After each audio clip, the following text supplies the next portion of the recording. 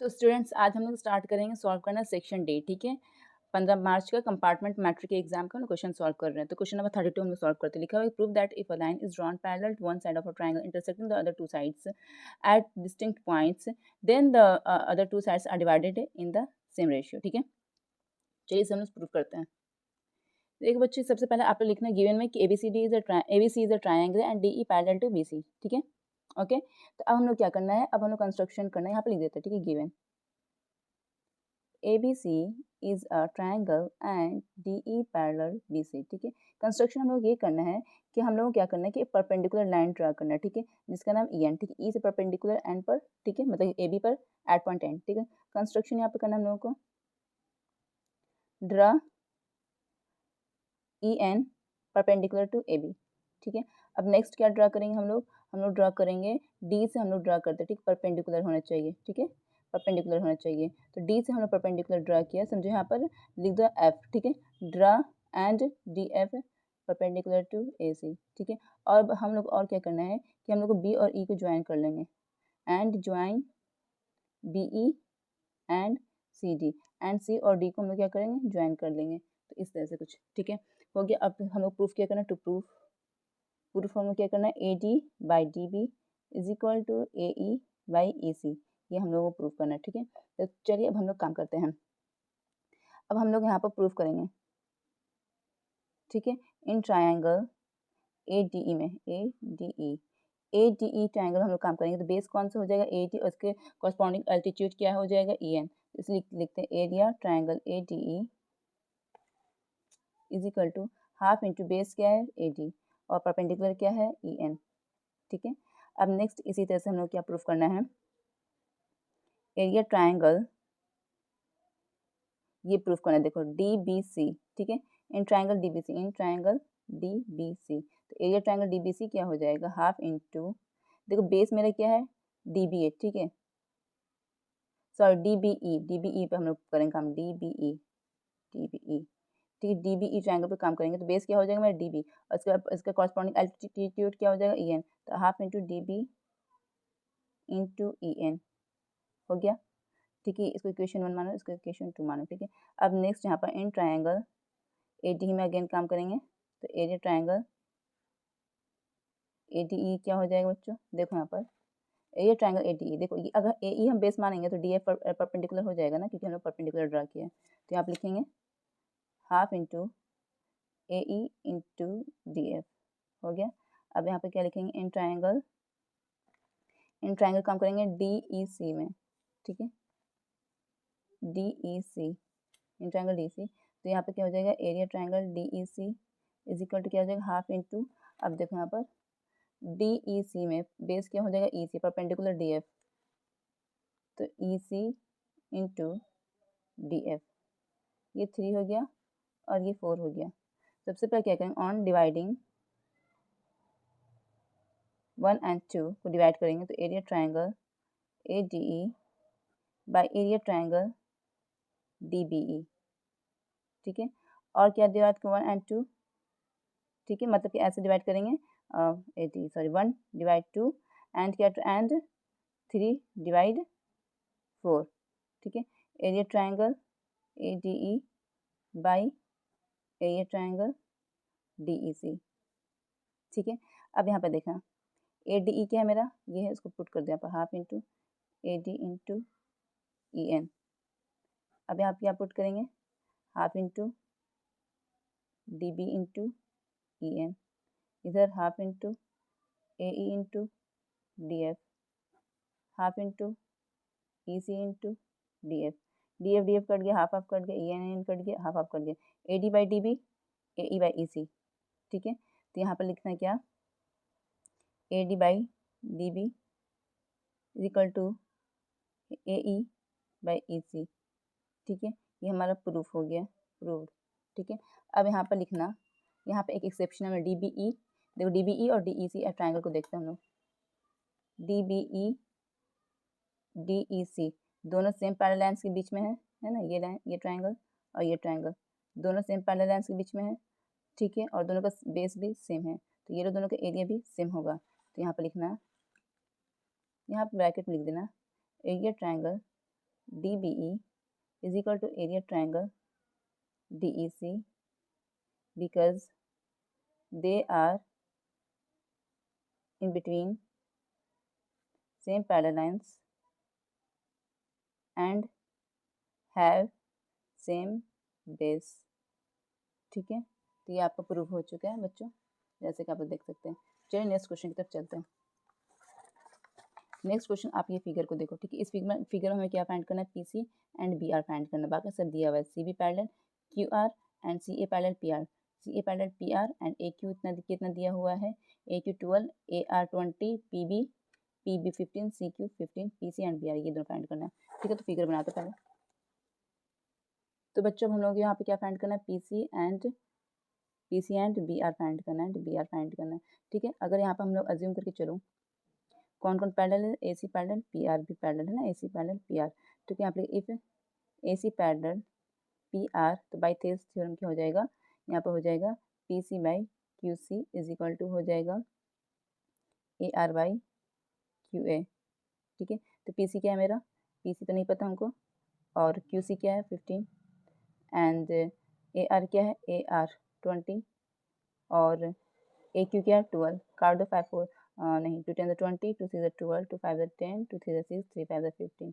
तो पीसी क्या में निकल जाएगा 25, 5 5 25 ओके सेंटीमीटर। अब पीसी मेरा 25 सेंटीमीटर निकल चुका है यहाँ पर। ठीक है, तो नेक्स्ट अब हम लोग क्या करेंगे,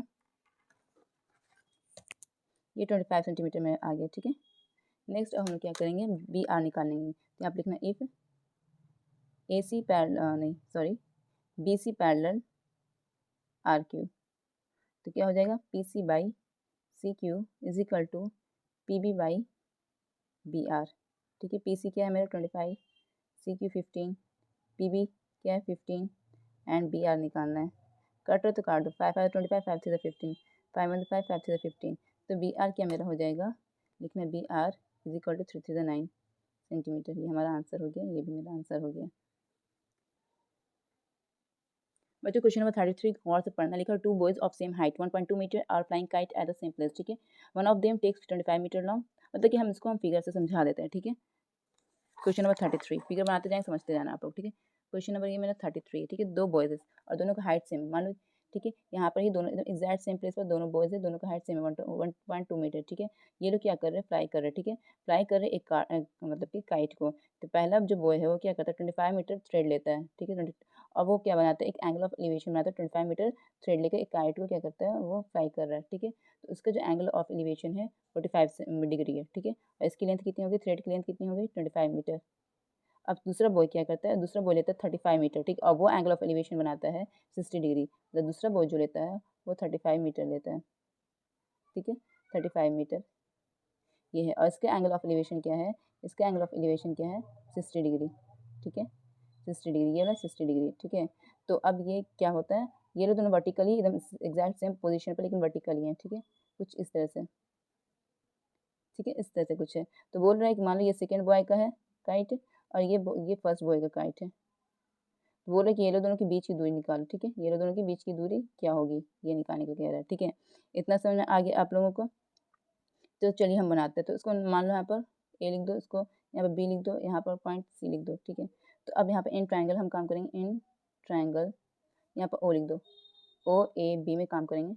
ठीक है, तो sine 45 degree is equal to क्या होगा पी बाई एच। पी क्या है मेरा ए आई है। ठीक है, पी ए आई है बाई एच क्या है मेरा, एच मेरा हाइपोटेनस है। ठीक है, तो यहाँ पर 90 डिग्री बना, एच हाइपोटेनस तो 25 हो जाएगा, और साइन 45 डिग्री के बारे क्या होता है 1/√2। ठीक है, तो ए आई क्या हो गया मेरा 25/√2। ठीक है, अब यहाँ पे क्या करना है, अब हम लोगों को लेना है इन ट्राइंगल ओ सी ए, ओ सी ए। ठीक है, साइन 60 डिग्री क्या हो जाएगा बच्चों, साइन 60 डिग्री हो जाए ए सी बाई और एच क्या है मेरा 35 और 60 डिग्री के बारे क्या आता है √3/2। तो ए सी का वैल्यू क्या आ जाएगा बच्चों, ए सी का वैल्यू आ जाएगा 35√3/2। ठीक है, अब हम ए सी में से हम ए आई को घटा देंगे तो ये डिस्टेंस निकल जाएगा ना। तो यहाँ पे लिखना distance between two kites is equal to A C minus A I. A C क्या है मेरा 35√3/2 माइनस 25/√2। ठीक है। अब यहाँ पे क्या करना है, √2 को तो यहाँ पर लिखना है सही है, ठीक है। अब यहाँ पर आगे क्या करना है, 35√3 √2 इंटू √2 यहाँ पर कर लो पहले, तो 35/2 इंटू √3 का वैल्यू है दिया हुआ है 1.73 माइनस ये 2 बन जाएगा दोनों, तो 25/2 √2 का वैल्यू दिया हुआ है 1.41, ठीक है। अब यहाँ पे इसको डिवाइड करो, कितना हो जाएगा, 2 1 2 2 7 14 8 15 2 5 10 इंटू 17.3 माइनस 2 1 2 2 2 4 8 5 2 5 10 इंटू 1.41, ठीक है। अब इसे हम लोग मल्टीप्लाई कर देते हैं। तो बच्चों ये दोनों को मल्टीप्लाई करके हमने इतना आंसर लाया, ये दोनों को मल्टीप्लाई करके हमने इतना आंसर लाया और दोनों को सब्ट्रैक्ट कर दे तो इतना आंसर आ गया। तो हमारा एग्जैक्ट आंसर क्या है, 285.125। नेक्स्ट क्वेश्चन की तरफ चलते हैं। देखो इस क्वेश्चन का मतलब हम समझा रहे हैं, ठीक। सारांश, एक इंसान है, ठीक है, वो क्या कर रहा है, एक ग्रीन हाउस बना रहा है, ठीक है। देखो उसका जो बेस है वो सर्कुलर बेस है, ठीक है। अब उसके ऊपर वो क्या कर, एक सिलेंड्रिकल वॉल उसने क्या किया, बनाया। फिर उसके ऊपर क्या किया, वो एक हेमीस्फेयर का यहाँ पे क्या किया, एक डोम यहाँ पर बिल्ड किया है, ठीक है। तो कुछ इस तरह का यहाँ पर ये फिगर बन गई, ये हेमीस्फेयर है, ये सिलेंडर है और नीचे इसका बेस क्या है, सर्कुलर है, ठीक है। तो बनाते हैं हम लोग उसको कॉपी में। क्वेश्चन नंबर कौन सा मेरा, ये 34 है, ठीक है। समझो ये क्या है, एक इसने सर्कुलर बेस बनाया, उसके ऊपर इसने क्या किया, एक सिलेंड्रिकल वॉल बनाया, ठीक है। अब उसके ऊपर क्या किया ना, ये एक हेमिस्फीयर का डोम बना दिया कुछ इस तरह का, ठीक है। समझने की कोशिश करना। अब आगे क्या कह रहा है, डायमीटर कितना दिया, इसका डायमीटर दिया हुआ है 12, यानी रेडियस इसका कितना हो जाएगा, 6 हो जाएगा रेडियस। और क्या दिया हुआ है, और हाइट इसकी दिया हुआ है 2 मीटर, ठीक है। इसकी हाइट, सिलेंडर की हाइट 2 मीटर दी हुई है। और कुछ दिया हुआ, हाँ कॉस्ट मांग रहा है, कह रहा है कि उसको क्या, एक प्लास्टिक शीट क्या करना है, उस मतलब कि ग्रीन हाउस बनाने के लिए क्या करना है, एक प्लास्टिक शीट से कवर करना है, ठीक, जिसका 1 स्क्वायर मीटर पर कितना लग रहा है, कॉस्ट 70 में, ठीक है। तो कहने का मतलब ये है कि इसके बाहरी सरफेस पर कवर करेगा। सबसे पहले हम क्या निकालें, कर्व सरफेस एरिया ऑफ, लिखना है यहाँ पर टोटल एरिया, ठीक है। टोटल एरिया क्या, CSA of cylinder plus CSA of hemisphere. तो कर्व सरफेस एरिया का फॉर्मूला क्या होता है सिलेंडर का, 2πRH, और हेमीस्फीयर क्या आता है 2πr²। 2π कॉमन निकाल दिया, r भी कॉमन निकल जाएगा, क्या बचेगा, h प्लस r, ठीक है। अब वैल्यू पुट कर दो, 2 इंटू 22/7 इंटू r कितना दिया हुआ है बच्चों, 6, h कितना दिया हुआ है 2 प्लस r 6, 6 7 8। तो यहाँ पे क्या हो जाएगा, मल्टीप्लाई करो, 2 2 4 2 2 4 इंटू 6 इंटू 6 7 8/7, ठीक है। तो यहाँ पे कितना आ जाएगा, तो यहाँ पर हमारा आंसर आ जाएगा, कितना आएगा यहाँ पर आंसर, मल्टीप्लाई करके देख लेते हैं। 6 4 24 का 2, 6 4 24 25 26, 8 से कर देते हैं, 8 4 32 का 3, 8 से 48 49 50 51 का 2, 8 2 16 16 17 18, ठीक है। तो यहाँ पे आ जाएगा 2112/7, ठीक है। तो यहाँ पे इसका आंसर कितना आ जाएगा बच्चों, ठीक है। यहाँ पे स्क्वायर मीटर, ठीक है। ये क्या हो, कर्व सरफेस एरिया का टोटल एरिया निकल गया। अब क्या क्या कॉस्ट, टोटल कॉस्ट कितना हो गया, टोटल कॉस्ट, ठीक है। तो 2112/7 इंटू 70 कितना आ जाएगा, 21120 रुपीज़, ये हमारा आंसर हो गया, ठीक है। ऑल्सो यहाँ पे बोल रहा है कि वॉल्यूम निकालना, तो टोटल वॉल्यूम क्या हो जाएगा, πr² सिलेंडर का वॉल्यूम प्लस हेमीस्फीयर का वॉल्यूम, तो 2/3 πr³, ठीक है। तो क्या क्या निकल रहा है, पाई कॉमन निकल रहा है, r² कॉमन निकल रहा है, तो अंदर क्या बच गया, h प्लस 2/3r, ठीक है। तो पाई का वैल्यू 222/7 इंटू r का वैल्यू हो गया, और 6 होता है तो 6 इज 36, h कितना है 2 प्लस 2/3 इंटू 6, तो 3 to the 6 यानी कितना हो जाएगा, 22/7 into 36, 2 to the 4 plus 2 into 6, ठीक है। तो कितना आ जाएगा बच्चों, आ जाएगा 4752/7, ठीक है। जिसका फाइनल हो जाएगा 678.86 किस में दिया हुआ है, मीटर क्यूब, ये हमारा आंसर हो जाएगा। बच्चों क्वेश्चन नंबर बी देखो, तो ठीक है, ये एक शीट है, ये एक शीट है, दोनों को मिलाकर क्या किया, दोनों को स्टिक कर दिया, साट दिया गया, कुछ इस तरह साटा गया दोनों को ओवरलैप करके कि 1 सेंटीमीटर क्या हो गया, वो सटने में चला गया, ठीक है। तो ये दोनों को रोल करके सिलेंडर बनाया गया है, ठीक है। तो क्या पूछ रहा है कि मतलब कि इसकी हाइट 45 मीटर इस तरह से उसे मोड़ा गया, इसकी हाइट 155 मीटर इसे इस तरह से मोड़ा गया, ठीक है। मतलब सिलेंडर बनाया गया इस शीट का, ठीक है। Find the difference in the radii of the 2 cylinder, यहाँ पर रेडियस मांग रहा है, ठीक है। तो बच्चे यहाँ पर बनाते हैं, सबसे पहले देखो अगर इसको मोड़ को रेडियस बनाया गया तो क्या हो जाएगा, इसका सर्कमफेरेंस 2πr क्या किसके बराबर हो जाएगा, 155 के बराबर होगा, ठीक है। बट 155 में 1 सेंटीमीटर चला गया ओवरलैपिंग, मतलब कि गोंद साटने में 1 मीटर, इसका मतलब कि 1 सेंटीमीटर क्या हो जाएगा, इसका पार्ट ओवरलैपिंग करने में मतलब कि ओवरलैप हो गया, अगर उसे गम से साटा गया तो 154 सेंटीमीटर लिया जाएगा। 2 × 22/7 × R = 154, ठीक है। इसे काट 7 बार में चला गया तो R = 49/2 आ गया, ठीक है। R1 लिख दो। अब इसका भी इतना पार्ट क्या हो गया, ओवरलैपिंग में चला गया तो क्या हो जाएगा, 44 हो जाएगा ना, क्योंकि 1 सेंटीमीटर तो चला गया ओवरलैप में। 44 × 2πr तो इजिकल टू क्या हो जाएगा, 44 = 2 × 22/7 × R, ठीक है। कट गया, ये 2 बार में कट गया, 2 कट गया तो R = 7, ठीक है। तो क्या इसका मांग रहा है, इसका मांग रहा है difference in radii of the two cylinder. ये R2 हो गया, तो R2 - R1 क्या हो गया, R2 - R1 हो जाएगा, ठीक है। सॉरी, R1 - R2, R1 बड़ा है, ठीक है। तो क्या हो जाएगा बच्चों, 49/2 - 7, ठीक है। तो कितना हो जाएगा, 49 - 14/2 इजिकल टू 9 में से 4 गया 5, 4 में से गया 35/2 इजिकल टू हो जाएगा 2 × 2 2 7 14 15 5/10, ठीक है। इतना सेंटीमीटर ये हमारा आंसर आ गया, ठीक है। और नेक्स्ट क्या है, find the ratio of their volume, उसके वॉल्यूम को निकालना रेशियो, ठीक है। तो वॉल्यूम क्या हो जाएगा, लिखो, volume of sheet 1 by volume of sheet 2, ठीक है। वॉल्यूम क्या हो जाएगा, πr²h, πr²h, πr²h, ठीक है। पाई कट गया, ठीक है। इसका H1 H2 कर दो, R1 R2 कर दो, ठीक है। तो R1 क्या है मेरा 49/2, 49/2 को डबल बार लिख दो 49/2, ठीक है। और H1 क्या है इसका 45। उसके बाद इतना हो गया, अब बटे में क्या हो जाएगा, R2 का स्क्वायर, R2 कितना मेरा 7 है, तो 7 × 7, H2 कितना है मेरा, H2 155, कट तो काटो, 7 7 49, 7 7 कट गया, 5 9 45, 5 3 15 1 कट गया। तो यहाँ पर क्या फाइनल आंसर आ गया, यहाँ पर आंसर आ गया 9 9 81 का 8 बच्चा, 9 4 36 37 38 39 40 41 42 43 431/2 to the 4 4 4 4 3 12, ठीक है। तो मेरे यहाँ पे क्या आ गया रेशियो 431/124, ठीक है। आई होप कि आप लोगों को समझ में आया होगा। चलते हैं नेक्स्ट क्वेश्चन की तरफ। बच्चों क्वेश्चन नंबर 35 देखो, find the sum of first 22 terms of an AP, ठीक है। ये निकालना, इन विच डी दिया हुआ, सेकंड टर्म दिया हुआ 149। क्वेश्चन नंबर कौन सा है, ये क्वेश्चन नंबर है 35 का ए, ठीक है। तो कौन सा दिया, टी एन कितना दिया हुआ बच्चों 149, ठीक है। टी एन दिया हुआ 149, ठीक है। तो फॉर्मूला क्या होता है, A plus N minus 1 into D is equal to 149, है ना। तो ए हमको नहीं पता, ए लिख दिया, प्लस एन पता है ना, एन कितना है मेरा 22, तो 22 माइनस 1 कितना हो गया 21 इंटू डी, डी पता है 7 है, इजिकल टू 149, ठीक है। तो इस बच्चों देखो बताते हैं, आप लोग ये मैथ्स जो हम सॉल्व कर रहे हैं, आपके पास क्वेश्चन पेपर रहना बहुत ज़रूरी है, बिकॉज मैं बहुत ही फास्ट चल रही हूँ, ठीक है। अगर मैं बहुत स्लोली पढ़ाने लगूंगी, इसको समझाने लगूंगी तो बहुत देर हो जाएगा। तो इसलिए आप लोग अपने पास क्वेश्चन पेपर खोल कर रखो और साथ साथ मेरे साथ सॉल्व करते जाओ, तो ये बनता जाएगा, ठीक है। जिसको अगर पर्सनल गाइडेंस चाहिए तो मैं डिस्क्रिप्शन बॉक्स में अपना नंबर डाल दे रही हूँ, तो मैं आपको पर्सनल ट्यूशन प्रोवाइड कर सकती हूँ, ठीक है। तो 9 में से आगे कितना हो गया 2, तो ये ए क्या हो गया, मेरा आंसर आ गया 2, ठीक है। तो ए निकल गया है। अब क्या निकालना है, अब 22 टर्म्स निकालना, टी 22 निकालना, ठीक है। ये निकालना है, वही formula A plus N minus 1 into D, ठीक है। ए क्या है मेरा 2 प्लस एन कितना है 22, तो 22 में से 1 गया तो 21 इंटू डी मेरा है 7, तो कितना हो जाएगा 2 प्लस 7 7 7 to the 14, ठीक है। तो कितना आ जाएगा 149, ठीक है। सॉरी, यहाँ पे सम मांग रहा है, ठीक है। इसे हटाओ, यहाँ पे सम मांग रहा है, ठीक है। ये नहीं मांग रहा, टी एन 22 पदों नहीं मांग रहा, सम मांग रहा है, ठीक है। तो S22 मांग रहा है, तो यहाँ पे क्या फॉर्मूला था, n/2 into 2a plus n minus 1 into D, ठीक है। तो अब यहाँ पे आप चेक कर सकते हो, ऐसे इसे आप चेक कर सकते हो, ठीक है। ये लाइन से आप चेक किया है, ओके।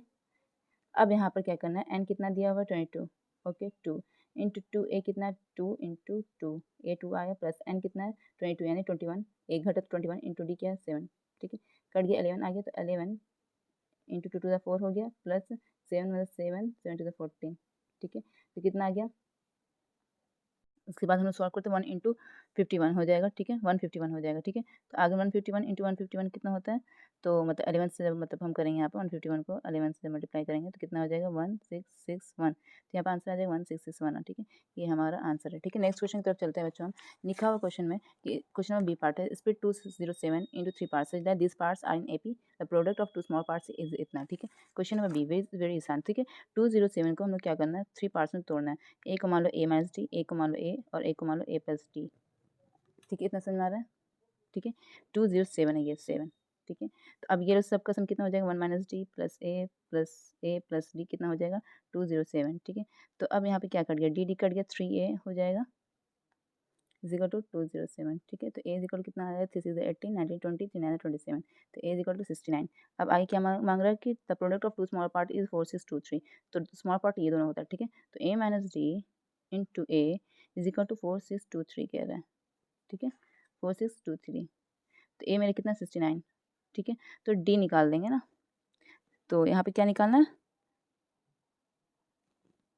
तो इस हिंट से क्या निकल जाएगा, डी निकल जाएगा, 60 माइनस डी, ठीक है, और ये 69 हो जाएगा, ठीक है, इज इक्वल टू 4623, ठीक है। तो 69 इंटू 69 कितना होता है, ये करके बताते हैं।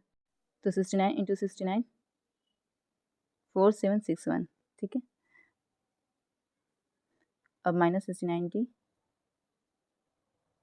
इज इक्वल टू 4623, आगे क्या हो जाएगा, ये 4761 minus 69 D is equal to 4623, okay. अब अगेन अगेन यहाँ पे क्या करना है, 4761 minus 4623 is equal to 69 D, ठीक, कितना हो जाएगा, 8 आ गया, फिर क्या हो जाएगा, 5 में से 2 गया 3, ठीक है, उसके बाद फिर 7 में से 6 गया 1 इज इक्वल टू 69 डी, ठीक है। अब यहाँ पे 2 बार में कट जाएगा, तो डी इज इक्वल टू कितना हो जाएगा 2, ठीक है।